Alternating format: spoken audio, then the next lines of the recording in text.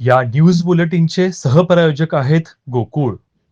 मोरजाई देवीच्या दर्शनासाठी उपवन विभाग अधिकारी धैर्यशील पाटील यांनी उपस्थित राहून भाविकांना मार्गदर्शन केलं.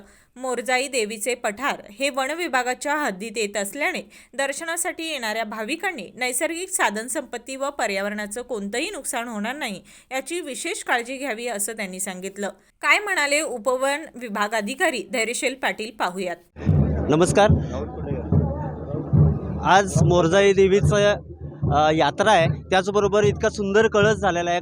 कळसारोहणसुद्धा आज समारंभ आहे आणि यासाठी आज एवढ्या धावपळी त्यांच्या व्यस्त कामातनं इथं आलेले धैर्यशील पाटील साहेब उपवन विभाग अधिकारी आहेत आणि ते इथं आलेले आहेत. त्यांच्याबरोबर सगळे सहकारी आहेत. साहेबांना काय वाटतंय आज त्यांच्या सहकार्यामुळेच ही गोष्ट शक्य झालेली आहे?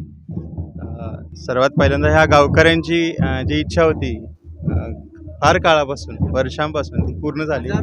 हजारो वर्षापासून जी इच्छा आहे ती पूर्ण झाली आणि याचा आनंद आहे की आज यात्रे दिवशी त्यांनी हे कळसाचं काम खूप चांगल्या पद्धतीनं पूर्ण केलेलं आहे. या अशा यात्रेला पाहिलं तर खूप लाखो लोक येत आहेत बाहेरून दूरून आणि निसर्गानं गगनबावडा रेंजला आमच्या तालुक्याला खूप दिलेलं आहे. खूप चांगलं फॉरेस्ट आहे. इथली संयुक्त वन व्यवस्थापन समिती पण चांगली आहे, ॲक्टिव्ह आहे. तर भविष्यातनं अशा गोष्टीमुळे इथल्या पर्यटनाला, इथल्या विकासाला आणि काही चांगली कामं करायची असतील इथल्या लोकांना तर त्याला नक्कीच संधी मिळेल असं मला वाटतं. आणि हा छोटासा प्रयत्न सगळ्यांनी केला आहे संवर्धनाचा, निसर्ग संवर्धनाचा आणि त्यात लोकसहभागातून संवर्धनाचा. त्यात खूप चांगलं म्हणजे आई आपणा सगळ्यांना यश देऊ अशी माझी इच्छा आहे. यात्रेनिमित्त उपस्थित भाविकांना शुभेच्छा देत प्लास्टिकचा वापर टाळावा, स्वच्छता राखावी आणि निसर्ग संवर्धनाची जबाबदारी प्रत्येकाने घ्यावी असं आवाहन धैर्यशील पाटील यांनी केलं.